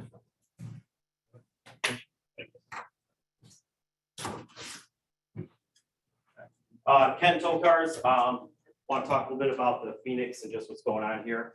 A reactive government body can be defined as an entity that waits for an issue or problem to arise before addressing it. On the other hand, a proactive government is successful in avoiding risks associated with inaction. Proactive government seizes untapped opportunities. And finally, a proactive government avoids the consequences of a reactive government. Reactive governance means that you are losing the battle. The city of Adrian reacts to events and when and only when they receive the information. On the other hand, the city of Tecumseh saw an opportunity and was proactive in their attempt to partner with Lenawee County to develop the Phoenix project. The city of Adrian, and more specifically the residents of Lenawee County, are of the impression that they dodged a bullet specific to the Phoenix project. Only time will tell. Lenawee now, Deerfield, Morenci, and Riga kicked the Adrian City Commission to the curb and took your seats and assumed a leadership role of the county seat by proactively opposing the Phoenix project.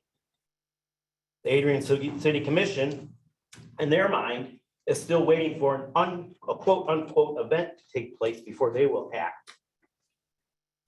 Tecumseh's proactive attempts at the Phoenix project would have been successful if their efforts had not unknowingly been sabotaged by Lenawee County on so many levels.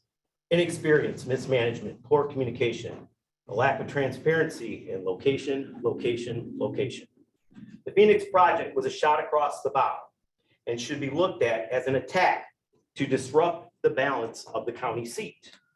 It is incumbent upon the city of Adrian to abandon their reactive form of governance and develop a proactive partnership with Lenawee County to provide equitable services to all residents of Lenawee County. I'm here today to ask the Adrian City Commission to do what a reasonable person would have assumed that the commission already had been proactively doing, to transfer the ownership of Heritage Park to the county and to proactively work with surrounding communities and the county to create safe and non-toxic athletic opportunities for all residents. I'm additionally asking the city of Adrian to proactively pitch the concept of a countywide swimming pool located in the county seat. Thank you.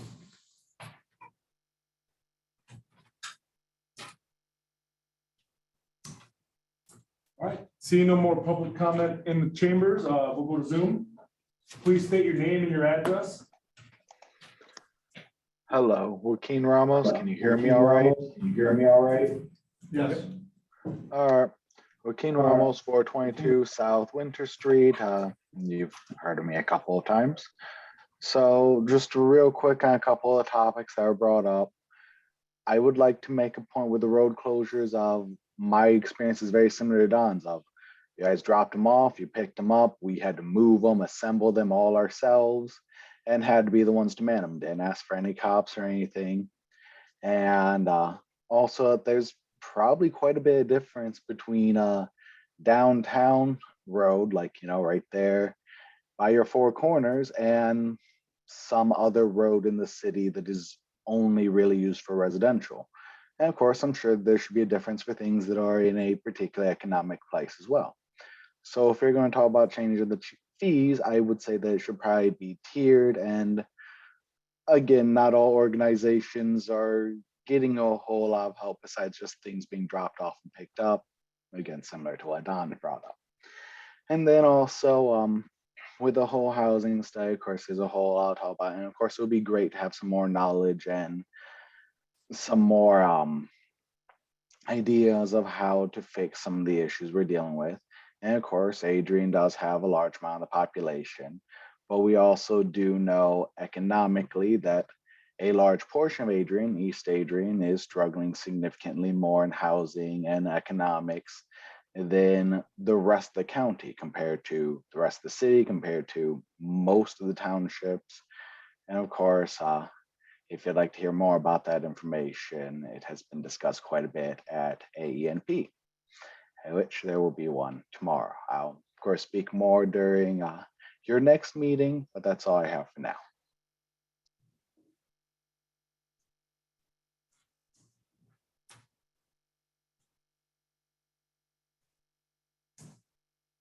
All right, seeing no more public comment on Zoom, can I get a motion to adjourn?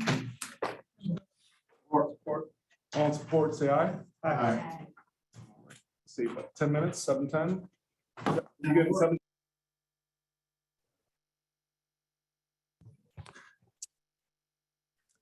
Good evening, everybody. Welcome to the Adrian City Commission meeting. If I could, everybody please rise for the Pledge of Allegiance.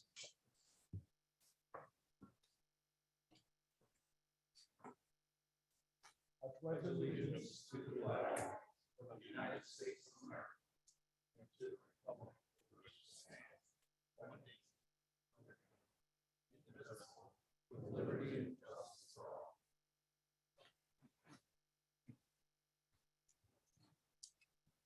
All right. Can I get a roll call? Mayor Heath is absent. Pro Tem Mayor Halt, Present. Commissioner Roberts, Present. Commissioner Miller, Present. Commissioner Strayer, Present. Commissioner Castleberry, Present. Commissioner Gauss. Present. All commission members present with the exception of Mayor Heath. Can I get a motion to excuse Mayor Heath? So moved. Support. I have a second. Can I get a roll call vote, please? Pro Tem Mayor Halt, Yes. Commissioner Roberts, Yes. Commissioner Miller, Yes. Commissioner Strayer, Yes. Commissioner Castleberry. Yes. Commissioner Gauss. Yes. Motion to excuse Mayor Heath is approved by an all yes vote. I have two proclamations to read, but before I do, Mayor Heath is not here tonight because she unfortunately had surgery, unexpected emergency surgery last Wednesday. And so we are wishing her back to health as she recovers. So I have two proclamations. The first one I will read is for Pride Month. Whereas the city of Adrian supports the rights of every citizen to experience equality and freedom from discrimination. And whereas all people, regardless of age, gender, identity, race, color, religion, marital status, national origin, sexual orientation, or physical challenges have the right to be treated on the basis of their value as human beings. Whereas the city appointed a Human Relations Commission, which seeks to foster mutual understanding and respect among all racial, religious, and nationality groups in the city, and discourage discriminatory practices among any such group or any of its members. And whereas the city of Adrian accepts and welcomes people of diverse backgrounds and believes a diverse population leads to a more vibrant community. And whereas the lesbian, gay, bisexual, transgender, and queer communities contribute to the cultural, civic, and economic successes of the city of Adrian. And whereas we, as a society, must acknowledge that the need for education and awareness remains vital to end discrimination and prejudice.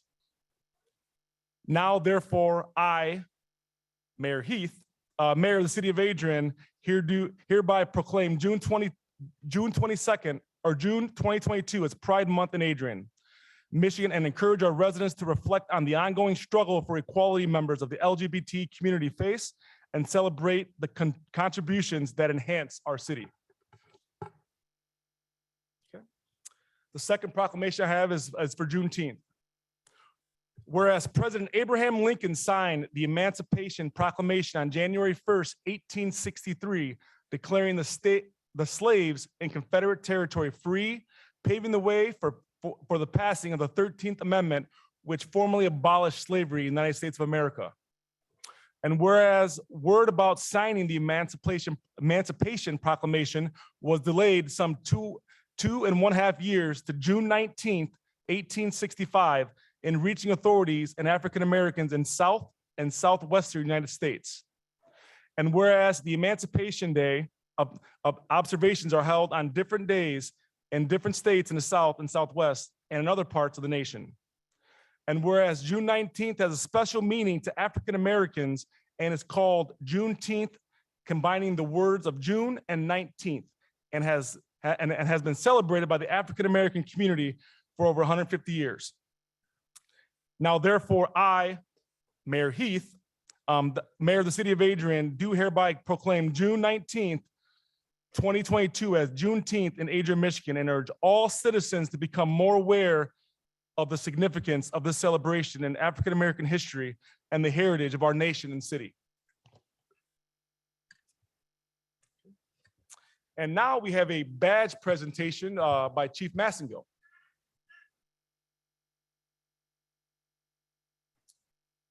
Good evening. Tonight, as we've done in the past, I think all of you, except possibly Commissioner Miller, have been present when we've done badge presentations. We do these for two reasons. One, for promotions, when firefighters are promoted to an officer level, and we have two of those to do tonight. We also have 3 firefighters who have completed their probationary period. So their families are here to present them with their badges tonight. So we'll have them come up to the front, if you would. The firefighters and officers come up to the front. And I'll introduce them to you. So normally we do this when they get off of probation or promoted. A couple of them we have, it's been a few months, but it is with COVID early on in this year, we didn't do it then, and then got busy and then scheduling. So here we are tonight. First one, we have Zach Carter. He's on the far left here. Well, your far right, commissioners. He came to us actually from Madison Township Fire Department. He was a firefighter there, and he was a firefighter there for 3 years when he applied to work for us. And in April of this year, he became licensed as a paramedic, which, as you know, is a very important piece of our process now in the fire department. So his wife Sophia is here to pin his badge on.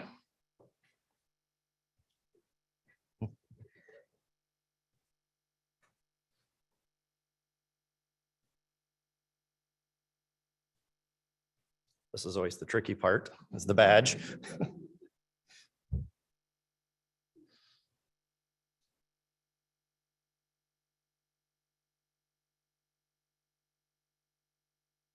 right, thank you.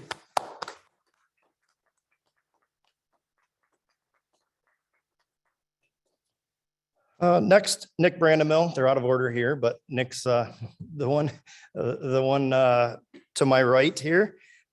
Nick actually started out at Cambridge Township Fire Department and was a few years there. Then he went to the Inkster Fire Department as a career firefighter for a couple of years, and we were lucky enough to snag him from there. He's next week testing for his paramedic license. So he's made it through the class, passed the class. So he's going to test for his paramedic license. And his mother, Mrs. Brandemill, is here to pin his badge on.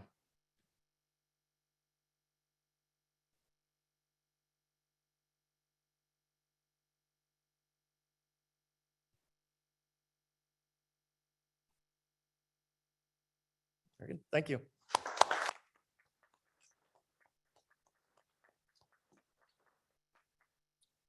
All right, the blue shirt in the middle here is Josh Nato. He actually has been in the fire service in Lenawee County for 20-ish years. He's been a paramedic for 13 years working in the county. I actually met him 25 or so years ago. He was a VOTEC student, and he would come to the fire station and ride with us during school hours. So it's been great to see him progress. A couple years behind me, but progress no less through the fire and EMS system in the county. So his wife, Heather, is here to pin his badge on.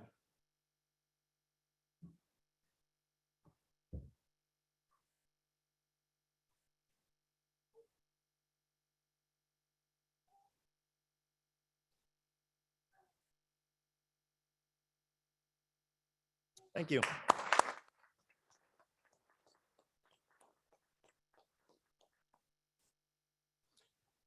Next, the white shirt on the left, Brandon Hughes.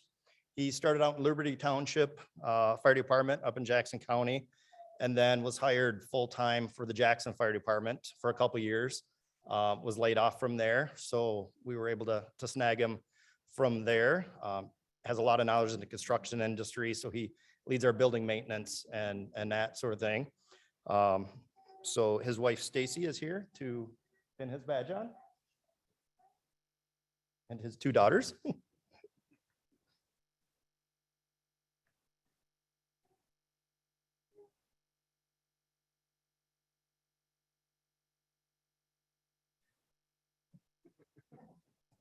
Thank you.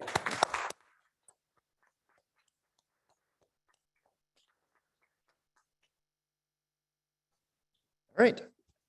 And on the right, AJ Armstrong. He's been with the Adrian Fire Department for 12 years.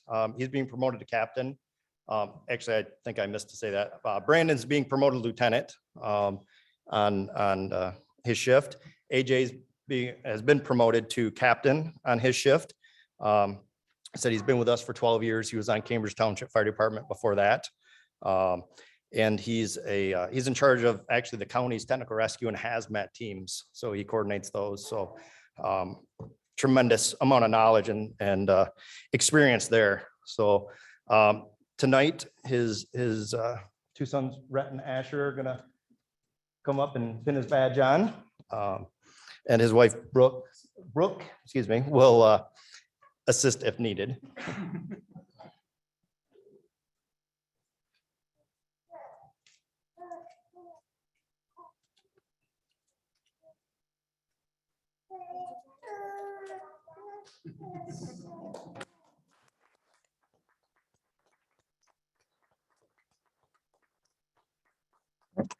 Thank you, gentlemen, and congratulations. And most importantly, thank you to your families for coming and taking part. Congrats, guys. Thank you.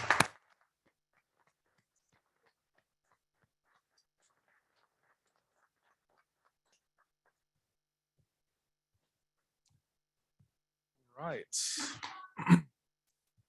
All right. On to the consent agenda. Can I get a motion to approve the consent agenda? Support. I have a support. Any commissioner comments? Did we do commissioner comments? Public comment on the consent? No, not consent, yeah. Right. Can I get a roll call vote, please? Mayor Pro Tem Howell, Yes. Commissioner Roberts, Yes. Commissioner Miller, Yes. Commissioner Strayer, Yes. Commissioner Castleberry. Yes. Commissioner Gauss. Yes. Consent agenda approved by unanimous vote.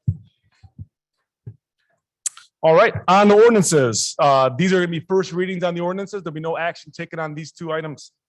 Ordinance number 22-002, first reading and introduction of an ordinance to amend chapter 26, fire prevention and protection, article 2, section 26.74, and to add article 3, fire inspections, section 26-75-81. And again, these are just on for first reading, so action will be taken on the next meeting.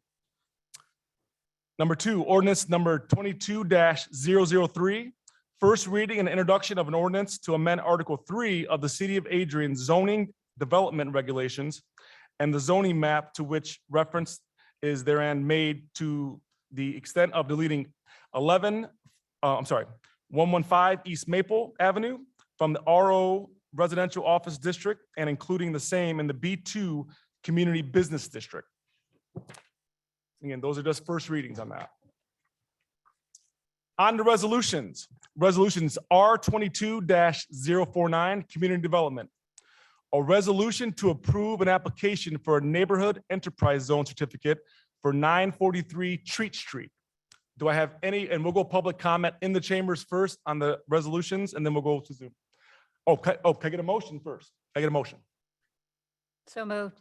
Support. I have support. Any public comment?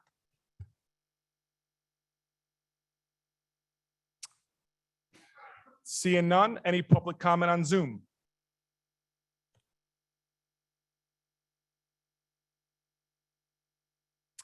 Seeing none, any commissioner comments? Can I get a roll call vote, please? Commissioner Roberts, Yes. Commissioner Miller, Yes. Commissioner Strayer, Yes. Commissioner Castleberry. Yes. Commissioner Gauss, Yes. Mayor Pro Tem Commissioner Howell. Yes. Resolution adopted by unanimous vote. On to resolution 22-050 DDA Main Street, resolution to approve an amended social district plan. Can I get a motion? Move to adopt the resolution. Support. I have a second. Any public comment?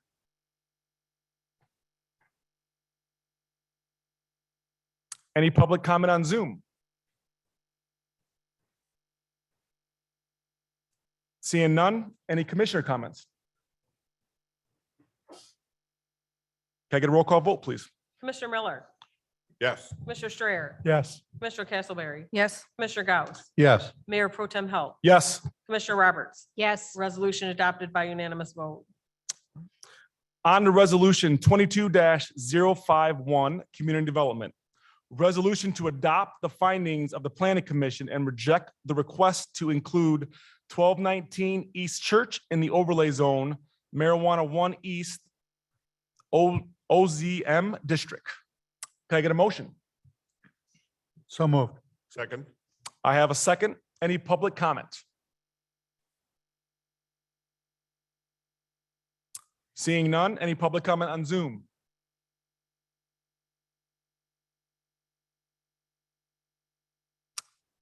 Any commissioner comments? Can I get a roll call vote, please? Commissioner Strayer, Yes. Commissioner Castleberry. Yes. Commissioner Gauss. Yes. Mayor Pro Tem Halt, Yes. Commissioner Roberts, Yes. Commissioner Miller. Yes. Resolution adopted by unanimous vote. Resolution 22-052, City Commission. Resolution to recommend denial of a Class C liquor license for Brenda Rodriguez's Little Taste of Texas. Can I get a motion? So moved. Support. I have support. Any public comment?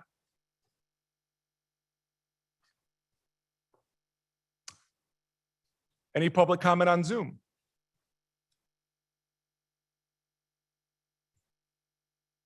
Seeing none. Any commissioner comments? Can I get a roll call vote, please? Commissioner Castleberry. Yes. Commissioner Gauss. Yes. Mayor Pro Tem Halt, Yes. Commissioner Roberts, Yes. Commissioner Miller, Yes. Commissioner Strayer. Yes. Resolution adopted by unanimous vote. All right. Now we have miscellaneous and departmental reports. Do any commissioners have any questions? Okay. Now we'll go to public comment, and public comment, we will start in the chambers first. Please identify your name and your address, and then we will go to Zoom. If you happen to go over to 3 minutes, just understand that we will have it has to be a motion from the floor and a second and a roll call vote to exceed that time limit. Okay, we'll start in the chambers first.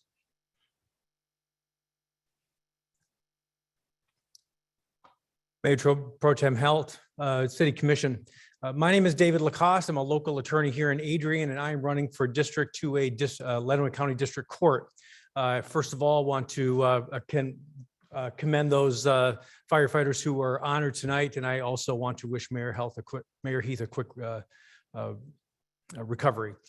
As many of you know, we had a vacancy on the Lenawee District Court. John Poor retired, which required an appointment and also requires a vote by election in the fall to complete that term. And I am running for that position. I'm a 29-year resident here in Lenawee County. I've been practicing law for 15 years, 13 years here in the city of Adrian, and my wife is the principal at Mission Elementary here at Adrian Public Schools. The people of Lenawee County deserve a judge who is fair and knowledgeable and experienced. There are many of us who believe that the people of Lenawee County should have a choice and have a decision and have a voice into who sits on that important bench. If that voice determines that it's the governor's appointed person, then so be it. But I'm here to provide that opportunity and that choice. I've been like I said, I've been an attorney here for 15 years. I have my judicial philosophy on the bench is that everyone, regardless of who they are, where they come from, they deserve equal treatment under the law. They deserve respect in the court. And in my court, every person will receive respect, whether there is a litigant, a defendant, a victim, or an attorney. So why me over my opponents? Well, part of it is that I have experience in Lenawee County District Court that my opponents do not have. For the matters that come before the district court in landlord-tenant, I've represented both landlords and tenants. In criminal cases, I'm the local prosecutor for the Village of Blissfield and for Raisin Township, but I've also represented criminal defendants. As for small civil cases, I've represented both plaintiffs and defendants. I believe in fairness. I believe in equality. I believe that people should be treated with respect. And I believe I have the experience and I will bring fairness to the court. And that's why I will ask for your vote.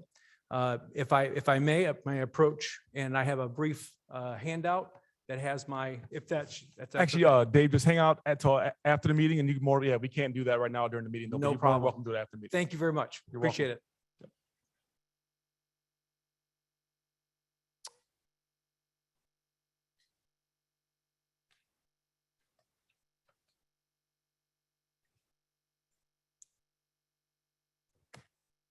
Please state your I'm name and David address. Kowaleski, as you probably know. Is there there's an ordinance for grass and mowing and stuff like that, isn't there? Anybody aware of that? Okay. Now you go north of town here, there's a great big sign, says City of Adrian. About a 4 or 5 foot growth of weeds, everything else. It's not done. So looks like a case to me is do as I say, not as I do. Now, the people in front of that, north of it, the people south of it got their area mowed nice and neat. And the only slobs there is the City of Adrian. So what's going to be done about it? None of this, just do as I say, not as I do.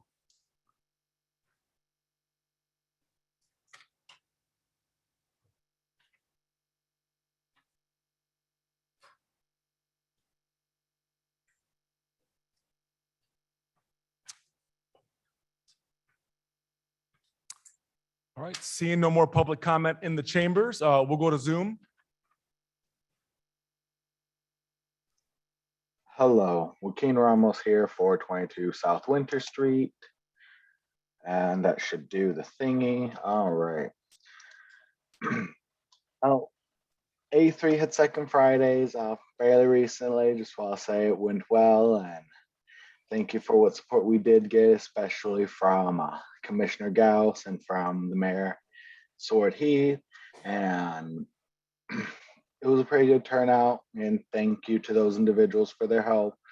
We do definitely still have issues with the lighting in the park, which was noticed as we were cleaning up, and not just lighting in the park, but lighting in general around there. But particularly in the park, there has been a couple of newer lights, but it's a good start. It's just not quite enough.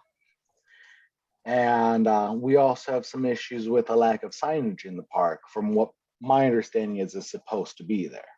So hopefully that can be solved pretty quickly, but bring it to your attention in case you weren't already aware, and it is a concern. And from my understanding, that's far from the only one that has these sign issues and these lighting issues. And I also want to bring up Adrian ENP, Adrian by Neighborhood Promise, which is a partnership between ProMedica, the All About Adrian Resident Coalition, and Illinois Community Foundation, is having their fourth meeting here tomorrow. If you are interested in having your voice heard, you can RSVP if you're quick enough from Frank, or you can contact me and I can hand you that email. But after that, we will be doing more, and I'm hoping to see a couple of commissioners there, continuing to be there as we go into some of the next stages. Thank you for your time.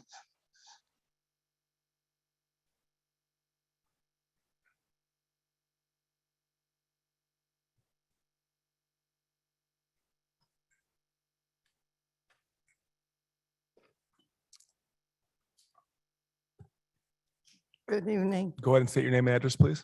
Yes, thank you. Good evening. My name is Dorothy Schmidt. I've lived in Adrian for 14 years, and I have had more problems this year with environmental issues to my house than ever in the other years. I spoke to Robin in the city clerk's office, and she recommended somebody to talk to in the engineering problem. Matt from engineering was here before the meeting, and I explained my problems to him directly. I know I'm going to get some help with it.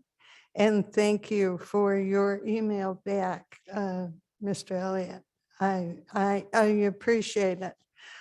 We look at the environment issue from different sides because it's a changing environment underneath the city that has not been approached before. And the changes affect places where you would not expect that to happen. And it's happening. So if I have a problem, I can call the city and it is available. And I know I'm going to get the help I need. And I thank you. Thank you.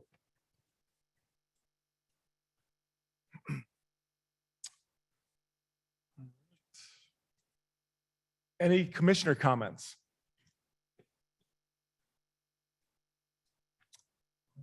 Can I get a motion to adjourn? All in favor, say aye. Aye. Meeting's adjourned.